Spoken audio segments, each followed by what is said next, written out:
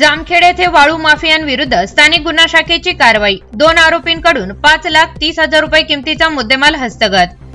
प्रस्तुत बातमीची हकीकत अशी की माननीय श्री सोमनाथ घारगे पोलीस अधीक्षक अहिल्यानगर यांनी स्थानिक गुन्हा शाखेस अहिल्यानगर जिल्ह्यामध्ये अवैधरित्या गौण खनिजांचा उत्खनन करून वाहतूक करणाऱ्या इसमांची माहिती काढून कारवाई करण्याबाबत आदेश दिलेले आहेत। सदर आदेशानुसार स्थानिक गुन्हा शाखेचे पोलीस निरीक्षक किरण कुमार कबाडी यांच्या मार्गदर्शनाखाली स्थानिक गुन्हा शाखेतील पोलीस अंमलदार हृदय घोडके, लक्ष्मण खोकले, श्यामसुंदर जाधव यांचे पथक तयार करून सदर पथकास अवैधरित्या गौण खजिन्यांचे उत्खनन करून वाहतूक करणाऱ्या इसमांची माहिती काढून कारवाई करण्याबाबत सूचना व मार्गदर्शन करून पथक रवाना केले।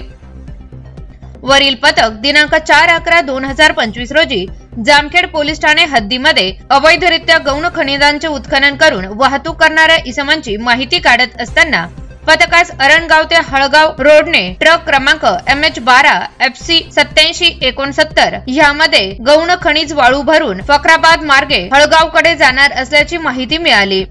पथकाने तत्काळ फकराबाद गावाच्या शिवारामध्ये सापळा रचून ट्रक चालक रवींद्र बाळासाहेब पवार वय वर्ष 32 राहणार अरणगाव तालुका जामखेड जिल्हा अहिल्यानगर यास ताब्यात घेऊन सदर चालकास वाळूबाबत अधिक विचारपूस करता त्याने शहाजी अशोक जेवे राहणार खडकत तालुका आष्टी जिल्हा बीड यांच्या सांगण्यावरून वाहतूक करत असल्याचे सांगितले आहे।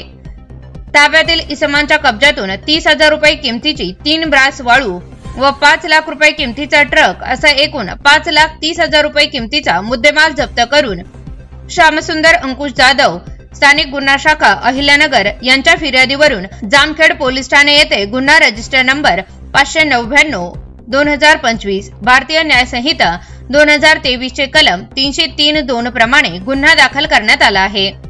सदरची कारवाई माननीय श्री सोमनाथ घारगे पोलीस अधीक्षक अहिल्यानगर यांच्या सूचना व मार्गदर्शनाखाली स्थानिक गुन्हा शाखेचे पोलीस अधिकारी व अंमलदार यांनी केली आहे।